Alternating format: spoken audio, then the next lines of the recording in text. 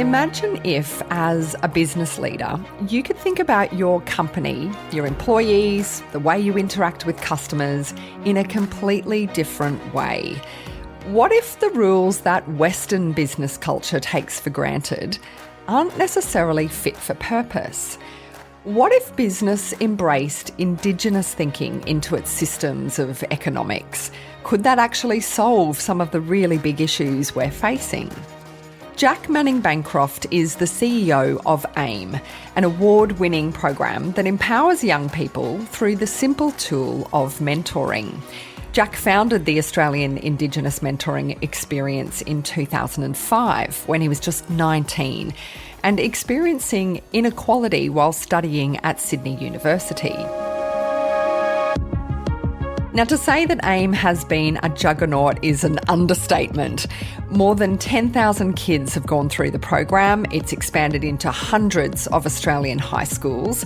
AIME's been written up by Harvard Business School as a leading social enterprise. It's attracted help from people like swimmer Ian Thorpe. But of course, at the heart of all of this are the outcomes for the mentees themselves. So many more of them have completed high school because of the program. Jack's a Bundjalung man. He's one of the youngest ever CEOs in Australia. Welcome, Jack. Hello, thanks for having me.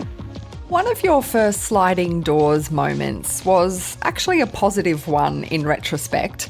What was going through your mind when you very first opened a scholarship letter from Sydney University? That this thing looks like a cult. There was a welcome package to go to St Paul's College, which is the oldest, I think it's the oldest residential college we have on campus in universities, and you had to wear an academic gown and a suit and a tie to dinner, and you got waited on for 3-course meals 5 nights a week. It was a very, very bizarre world to be kind of walking into, and yeah, just that this was going to be an otherworldly experience. Can you contrast that with how your life looked as a 16, 17-year-old? What kind of a high school did you go to? What kind of a background did you have? You know, we grew up, and again, being Aboriginal doesn't mean you have to be poor, but we grew up not with like heaps of stuff. My mum was mainly a single parent. She's a visual artist. She grew up in, a small country town a generation before. My grandfather wasn't a citizen and fought for Australia in World War II and came back and faced apartheid. And so generationally, there's a hell of a lot of trauma and a hell of a lot of pain and a hell of a lot of struggle and a hell of a lot of perspective in terms of what it means to be outside the club. And then I've got, pretty fair skin, like you wouldn't pick me out of the crowd of being Aboriginal. So I've kind of spent a lot of my life feeling like an undercover cop at different stages. And so I went to Balmain High School, and which is a state school, and then got a gig at Sydney Boys High School, and then ended up in this sort of GPS system as the only state school. And that was really easy for me because sport was sort of the whole world that I was chasing, and it taught me a lot about discipline and working hard and improving yourself. So yeah, that was sort of some of the context. So when I walked into Paul's, it was like the first day of, I was 17, and there's this big sort of castle kind of walls you go through, and I was just like, oh my gosh, what am I about to walk into? I mean, it's about as close to Ivy League colleges in America or Oxbridge, the Oxford, Cambridge experience in the UK, to be in this sandstone building, the Hogwarts-style dining room, which is kind of discombobulating for most kids, particularly ones who've been to a state school, etc. It would have been easy for you to be angry at that privilege. Well, I did get angry, so that was the first part. One of the contextual things, which is when you take a very small slice of trying to understand human life in a moment, which is one of the most dangerous parts of the platforms that we have these days that provide so much information distribution between us, is people are making these tiny, fast judgments on the shape of someone's face or what their first 2 sentences are or what someone else has said in a comment around them. And to understand deeply the context of what it means to have a life, it's really hard to judge people once you get into a space where you really try and unfurl the complexity around everybody. And I walked into Paul's where the rules were still being written, and they weren't being written for anyone except for the same sort of clubs of people. And so the anger, the toughest part is to look at like what a Mandela does in like Robben Island over 30 years and somehow hold the grace to be like, hey, I'm going to put my hand out to you, like to a person who tried to kill me and my family. I'm going to put my hand out. And the aha moment for me was just a mathematics one. 3% of the population, and playing a game of sport where you had 3 people playing against 97, you were never going to win. So unless I could think about how the Paul's boys could move their mindset and take them not from where they've come from, but where they were and where they could go, then we didn't have a chance. It was just going to continue to be some like, well, we feel sorry for the poor people, we'll help them a little bit charitably, but we're not going to expect that we have the ability to move as well. And that was when it all kind of, the essence of AIME kind of opened up, and I could go and sit down with really complex people whose scorecard for humanity sometimes would be scored in a pretty negative way, and then go, well, what are we going to do now? But you ultimately have to make those St Paul's boys care about an issue that perhaps they hadn't even thought about before. And so AIME really begins when you grab a bunch of volunteers from the university, you write up a report, you take it down to the local primary school and you say, we want to run this mentoring program. What happened at that first meeting with school leaders? What was the response? There were 4 or 5 other uni students that had helped me out, like documenting the kind of ideas of the program. And the concept was we'd use a bridge between university and high school, between people inside and outside the margins. That was kind of the engineering design idea. In terms of that engagement, instead of setting it up to be a saviour model where we go in to help the Aboriginal kids, let's just go and make sense of the world together. Let's shape some stories and some activities and some journeys. And there were 2 things that happened in the first couple of rounds of hanging out with the school. The deputy principal was like, a tough nut, but she just sort of said at the end, all right, well, you can run it on a Friday because kids don't turn up to school on a Friday. So we're like, okay, well, we've got a shot. And then the first group of kids we spoke to said, you just feel sorry for us because we're Aboriginal, don't you? And I remember just sort of bumbling through an answer, but the essence of it was that these uni students have as much to learn from you as you have to learn from them. And that, I think, holding that middle ground of knowing your worth on either side of a bridge, that to move, for us genuinely to move, we have to move. It can't be someone just walking into our house and feeding us like into our brains while we sleep all of the knowledge that creates a transformation. Like exercise doesn't work like that. Diet doesn't work like that. Any movement that we want takes effort. And relationships are the same, and they're super inefficient, especially if we don't know what we think is we don't know anything about the people on the other side. I think that's a long way of saying that it took me, the anger I think is completely justifiable. And if, from my mum's generation and the much older people, they could be angry forever. I can't ever ask them not to be angry. Like, how could you not? The incredible part is when the people have their hand out, like what we're seeing with a bunch of the old people with the referendum now, being like, it's the grace and the fortitude and the patience to be like, hey, we're still here. It's really interesting to me, though, that even though it's described as a mentoring project where people from university, and I think that's quite genius. You get sort of 17, 18, 19-year-olds, not 35-year-olds, to spend some time with some high school kids. But it has that reverse mentoring aspect of it too. Or as you say, it wasn't white privileged person at St Paul's College is going to tell, Indigenous Australians what to do. There was definitely this sense of we've got to meet in the middle and each party has something to learn. How willing were the university students to engage in that part of it, that they had to be vulnerable, they had to lean into what they don't know? Part of the design and the stack of the cake was it was like led by Indigenous systems thinking. Like I was leading it and had Aboriginal people around me that were helping advise it. So there was a stack that we could kind of go, cool, this is how we can move as a group together, which is a much smaller metaphor of what the country can look like as we move in different ways. And there's like all this really natural feelings of like university students being really upset when a kid wouldn't turn up, and talking to them afterwards and saying, I understand that you're upset that this kid hasn't turned up, And if you think about it just individually, about your experience, then you'll be heartbroken.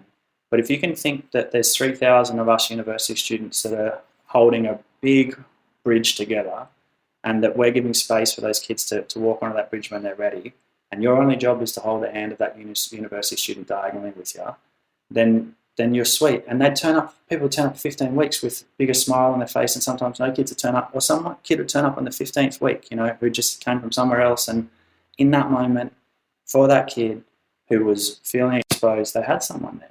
And you sort of build a relational surplus. So I think often, again, if we're looking for the quick hit or the quick transaction, we don't pattern diagonally, which a lot of our Indigenous systems do, which is building that healthy infrastructure diagonally with our neighbours, with our families across bloodlines. So we're stronger, and we can handle tough times, or handle when someone doesn't turn up or something changes that we can't predict. How would you apply that in a business, that sense of diagonal relationships? Because, of course, in a Western capitalist business structure, an organisation has a hierarchy. The person who has the perceived knowledge or the most amount of knowledge sits at the top. They have all the power. It's distributed downwards from there. How would you reorganise that? So the credibility stuff for us, I suppose, to even be able to reflect on an answer like this is we've done this now. So we ran this model for 12 years and applied the repeatability playground, followed the McKinsey and Bain consultants, had the Harvard thing, got all the ticks, all the stuff you read out at the start. And then, I was looking at this big portal of kids going through into an economy that didn't value our systems thinking in the right spaces. We were just going into these really token jobs. So that was one big circle. And then the next big circle was robots on the march. I've been looking at these robots on the march for 20 years, going 40% of our jobs gone. You can't design a pathway as a mentor and say, well, there's these jobs are going, so go to university is just the head down, go to university and everything will be okay. The third one was the climate changing, and whatever way of explaining that, whether you understand that through it being a little bit hotter, or just that there are effects of what are happening on the way that we live on the earth. And then food shortages. And so these macro challenges.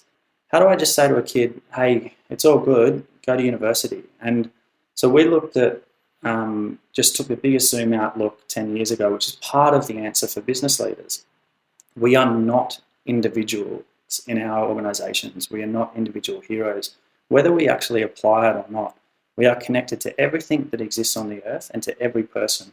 So we set about then hatching these relations to everyone, not just the uni students and the school kids, but doing that diagonal work. We did unlikely connections by 2 at the start with a university and a high school, and we started doing unlikely connections by 5, which is the same number of digits you have on your hand. So we started to go, okay, cool, let's see if we can activate a high school kid, an Indigenous kid in, Brewarrina, with a university student in Tokyo who wants to then build a mentoring model, with a teacher who's trying to establish their school to be an imagination lab in real time to solve some of these challenges, with an Indigenous group that's trying to become an Indigenous knowledge systems labs to start getting to the front of the design queue, and then with an organisation that wants to become a joy corporation. And so we've built this accrediting pathway for people over the last 10 years. And then in doing that, we had to do this crazy thing, which was super hard as a CEO. I had to start saying these 3 words, I don't know. I don't know how to measure it. And I said it to government, I said it to different people. We've raised $150 million, and we've knocked back pretty much every source of that $150 million for the next 10 years because I can't feed to them the predictive outcomes that they want that make everyone feel safe and comfortable, the same numbers that you read out, because it's not going to change what we actually need to change at a systemic level. But to solve some of this stuff, we have to put our hero mindset down and get into relation. And then when we do it, give ourselves some time to actually try and work out what we're going to do. And I think that's part of the challenge for the speed that we've got, reclaiming time and speed to go diagonal. As a CEO, how long did it take you to learn that patience of waiting? And, you were trying to get this thing going, this mentoring program, you had a lot of kind of fire in the belly. Ultimately, at some point, kind of a startup, which is essentially what you're running, becomes a scale up and things start to get out of control, and it's hard to be patient and to stop. People start to hurry you along because they're throwing money at you and they want impact. How much of a struggle was it for you to slow down and stop, or was that ingrained in you because of your Indigenous background? No, we broke everything. Like we literally broke it. Like a kintsugi bowl was this design process in Japan. I got on a stage in 2016 and said, we're going to take this thing globally. We're launching 10 golden tickets around the world.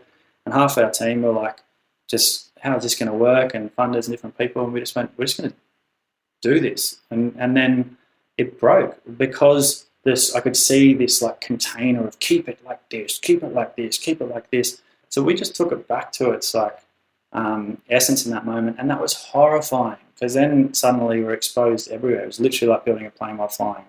And that sucks. That's not a hero's journey. Like I don't want anyone to do that. But at that moment, I was like, we've got it all wrong. We actually have the architecture of this thing all wrong. And I was about to coast into the sunset, like done my succession planning, sit on the board, have lots of people want me to sit on boards, like cruisy, like what is this? Like, and I could feel like so deeply the soul of AIME dying. Like that's almost killed me. I ended up in hospital, and that was like so gnarly. When we tried to break into the States, we chartered a Boeing from LA with Virgin to bring a couple hundred uni students out from the States. We brought crew out from the continent of Africa. It became this like descended. My body shut down, and then I stopped facilitating the 3 days, and then it descended into this: who's more black and has the most right to talk on behalf of disadvantage. And we learned from that, like in 2018, that we still hadn't got the frame right, and it wasn't about black and white. It wasn't about inequity, which is what we often trade on. Like you'll hear a lot of the voice conversations will lead with all of the stats, which are wrong. Like it's not actually the way you frame the conversation. This is about abundance and intelligence for us as a species. If we talk about the worst of us, then we're going straight into our deepest traumas, and we're asking people to come and like talk about that in a keynote. Like it's really messed up. Like therapy should be private for a reason. And I think that was a big learning. And then if I'm really honest, like 2 kids, a neurotic dog, like, having the longest relationship in my life, building all these relationships with all these people around the world, and then learning how in the last 2 years around COVID, and then particularly the last sort of 2 years, how to be more of a troop leader and how to just like be a gardener and nudge. And that, like, I'm almost able to understand how to help guide and shepherd a network after 20 years. You mentioned there the voice, and we are heading to a referendum shortly in this country to give an Indigenous voice to Parliament. You mentioned also Nelson Mandela and the fact that you're about, like, can I put, I can be angry, but I can also put aside my anger and build a bridge out and say, what's the way forward? Which I was listening to Pat Dodson this morning, and I was actually thinking he's so much like Mandela. The way he frames things, and he kind of doesn't want to relive the trauma. He's kind of saying, what is the world that we want to build in the future? Like, where are we headed with this now? Yes, we've got stuff to reconcile. Yes, we've got stuff to be sorry for. But like, what is the path forward? How do you see the voice referendum, and what's your hope for how things will go in Australia across the next month and beyond? Yeah, I think the beyond is the most exciting part. Like, we're like literally building a container economy for us to make huge jumps and leaps, like across borders for our Indigenous people here and for people all around the world. So I think being able to focus and know that there's a bunch of parallel tracks that are moving at the same time.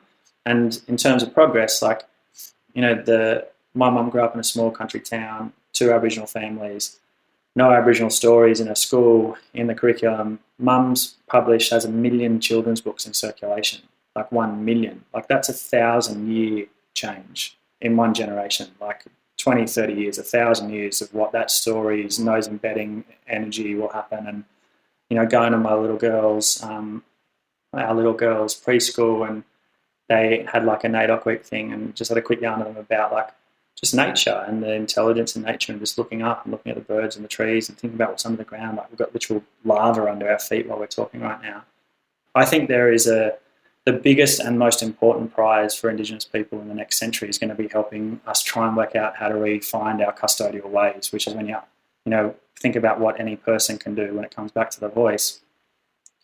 We can realise we're not the heroes on planet Earth, but we're here to be custodians of this rock. and we can develop a genuine, real relationship with a non-domesticated animal. And we can start that by putting our attention towards it. That's it. Start there. One other species that lives near you, one lot of land, one insect. Start there. And then listen. And then watch that fusion of that relationship suddenly give you different intelligence, and then start to build to other people around that. And so with the shirts, like, voting yes, like absolutely that, like, in terms of a very simple governance piece, which is to be able to recognise that Aboriginal people are real in a national document. Like, that's just really obvious. Like, it should have happened at the beginning. And then being able to have like a design group that can provide advice. Like, we've got versions of that, and the voice will be really helpful as well. So this is necessary and an important, like, practical building block. And then the prize for the next century is plugging our Indigenous systems thinking to the start of the design queue. There are companies who I think are starting to adapt, and they recognise there are companies now who put a seat at the board that's held by nature.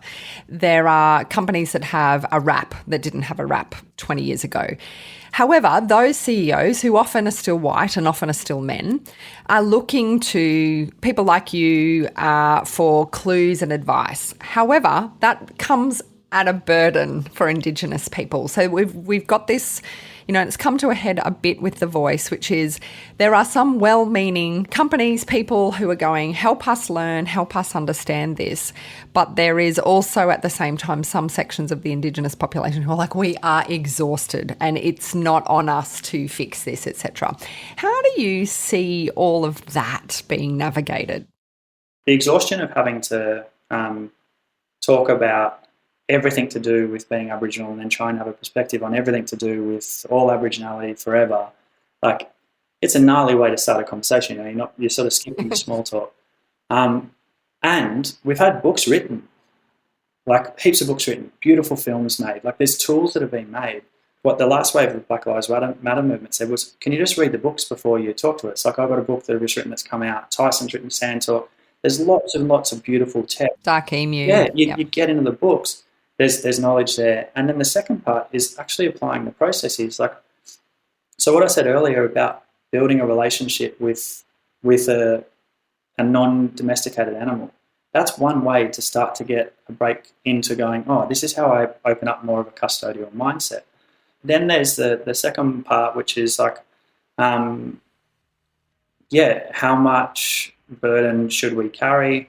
That's an individual decision to make as to whether we have the hope in humanity inside the margins that we actually want to see things change, whether we're going to get to a place where we can see power and wealth include nature. And this isn't just about like poor people, this is literally just about the rock that we live on, and trying to design systems that can last for longer and be healthier. I'm Kellie Riordan and this is Curveball. My guest is the CEO of AIME, the Australian Indigenous Mentoring Experience, Jack Manning Bancroft. And he's got this radical idea of how we change the way we think about systems and how we can put more of a premium on relational transactions. And the way he's trying to explain that is through a rather radical Web 3.0 virtual world called Imagination. He's going to take us into that world next on Curveball.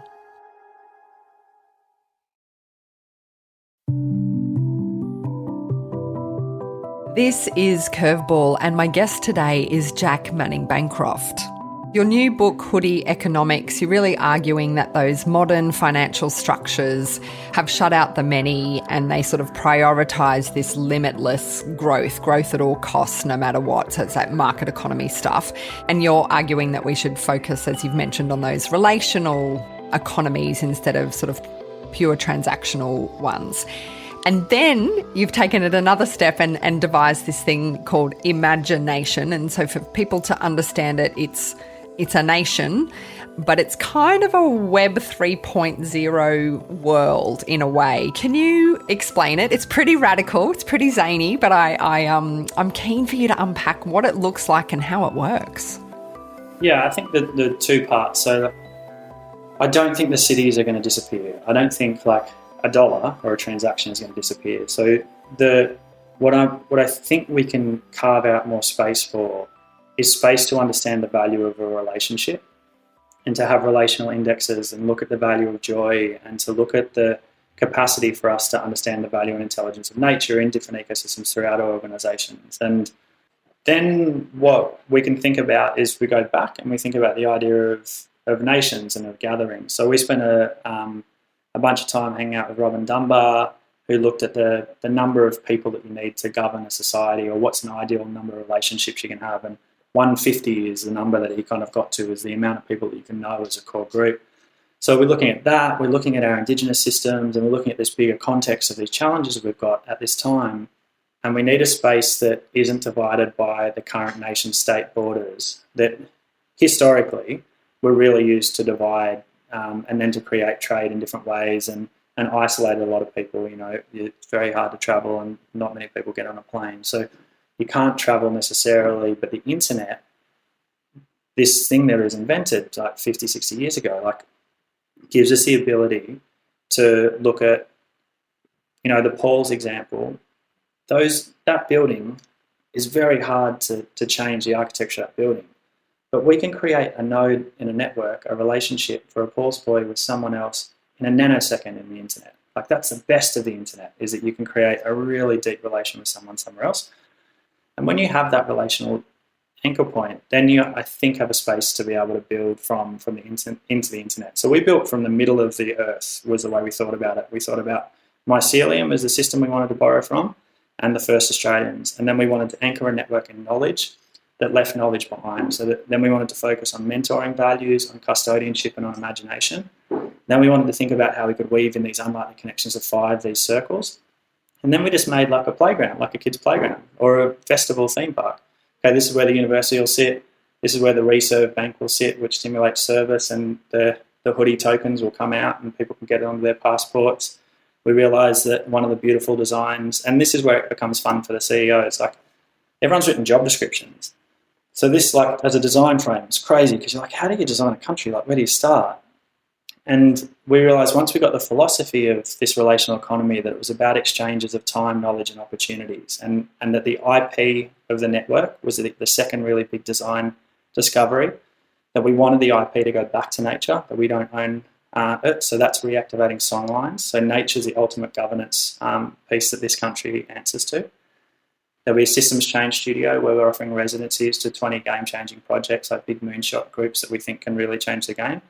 And then a tool shed where we want to leave behind 50 tools that last for the next 1,000+ years, like a big feature film that really lasts, or a big book that really lasts. And so that's the sort of arc of that ecosystem for us. And at the end of the decade, what we hope to leave behind is this really beautiful, like, flight map for humanity of these safe spaces for relational economics to move, where people can give and receive and leave this big library behind. So we'll just pass on that knowledge and just go, here's a book and here's a deep text you can connect with. So yeah, it's been a trip. It's wild, Jack. Congratulations.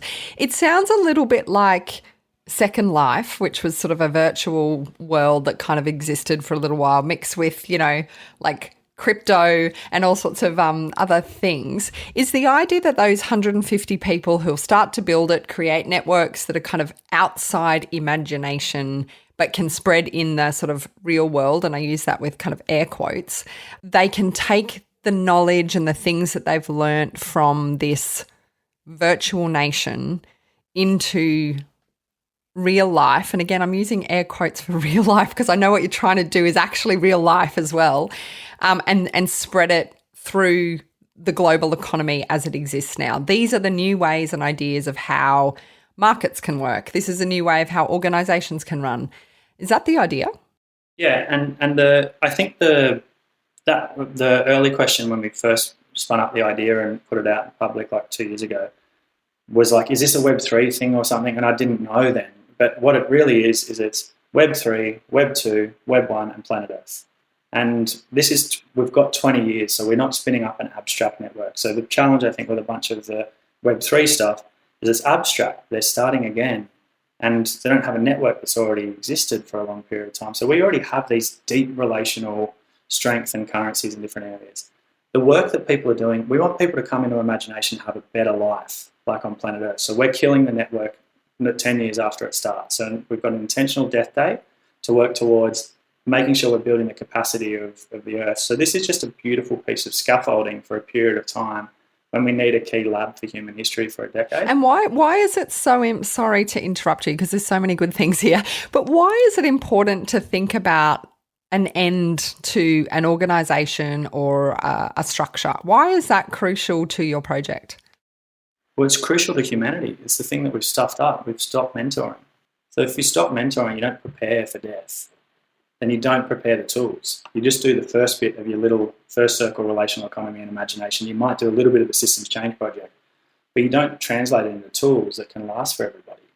And the second part, which Adam Smith had lots of complex, rich ideas for humanity, and one of them, which I think has become quite dangerous, is around IP, that we hold secrets of the trade. So we hold onto our secrets, we hold onto our notebooks, our contacts. People say to me sometimes, thanks so much for connecting me to your contact. I don't own people. This is just a person, and I don't it's just this is what we should do, and we move, and if we're not afraid that someone is going to hoard it. And that's where I'm really excited about imagination, because there might only be 5 organisations in Australia that jump at this in the first year. But if it's 5 organisations in Australia, and we're talking of crew in Germany and different people in Europe and Asia and continent of Africa, and then suddenly we're off. You did become a CEO at the incredibly young age of 19, and you've described the sort of ups and downs of that ride. How are you reflecting on your role with AIME today, and what kind of death does AIME end up having? What does life of AIME look like beyond Jack Manning Bancroft? Yeah, we've got that countdown for the next 9 years for us, and we've been looking at raising $100 million for the network to try and get that done at the start. So part of my next bit is I wrote a note to our gang and to a few of our different partners and people we've been talking to, and lots of people are saying that this is an idea of a generation that can be so critical for us, that this can unlock a lot for all of us, for organisations, for CEOs, for governments, for us as a species. And if the money don't move, then my hope's going to get pretty fragile. You're just churning the water. So I've given myself until December this year, end of December this year, to be if a big chunk of that money doesn't move, we stood up on a stage in October last year and said, we want to raise this $100 million. If we don't get that, then that sort of shows to me that maybe it's not going to move yet. And it might be my time to step to a different role or a different place or do something. And if we get a big chunk of that change, game on. I'll help shepherd this thing for the next 9 years. And it'll be a joy to sit in that design lab with people from around the world and to make the tools and, to do our own version of Warner Brothers, but to be focused on knowledge and not selling fluffy toys with it. And to build a systems change lab off the back of what groups like MIT have done, but to bring in, instead of having faculties of engineering and arts and mathematics coming together, having faculties of joy and hope and kindness and imagination and Indigenous people and nature and people that have been marginalised. I just know now we've done the work. And I think part of this book and part of this, speaking to you today is it's not always about money, but there is something very, very significant in going, what is this worth for us? What is this change worth? And I think it's worth a lot more than 10 million a year, what the prize is for us all and the challenges that we've got. So, yeah, really excited and hopeful that that the people arrive. And it's a bit freaky now because I've kind of done everything that I can. So now I just have to wait and hope and stop churning the water. So we'll see. October's going to be a phenomenal month for Jack Manning Bancroft, I think. Congratulations on Hoodie Economics, your previous books, what you've built with AIME. I think to go from something like, let's start a mentoring program with some Indigenous high school students and some university students, that means that tens of thousands of kids have now finished school who may not have finished otherwise. To go from that through to building a kind of Web 3.0 world that's going to affect this world as well is pretty incredible. Thank you for your patience because I know that explaining some of these ideas can be draining. But I think there's a lot of people who are really interested to unpack what a different systems thinking looks like and what we can draw on our 65,000 years of Indigenous history in this country. So thank you. My pleasure. Thanks for having me. Thanks for listening. Jack Manning Bancroft, the CEO of AIME and the author of the book Hoodie Economics. If you've enjoyed hearing this conversation with Jack, you would probably also appreciate a previous episode of Curveball with author Trent Dalton. Make sure you scroll back in the feed to catch up on this episode because Trent's just released a brand new book. It's called Lola in the Mirror. Here's the thing that the curveball does for you, the 10-year curveball.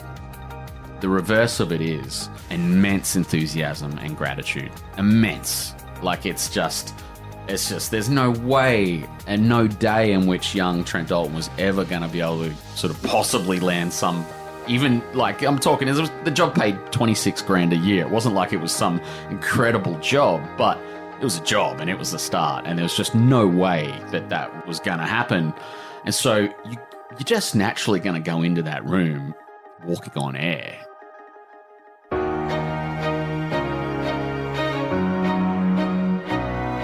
That's Trent Dalton, and you can find that episode in your Curveball podcast feed right now. Make sure you download it. And make sure you've hit follow on Curveball in your podcast app. That way you don't miss an episode. Curveball's made on the lands of the Turrbal and Yagara people. We acknowledge the traditional owners of country throughout Australia and recognise Aboriginal and Torres Strait Islander peoples as the land's first storytellers. Curveball's produced by Dead Set Studios, and this episode was produced by Liam Riordan. You can find out more at curveballshow.com.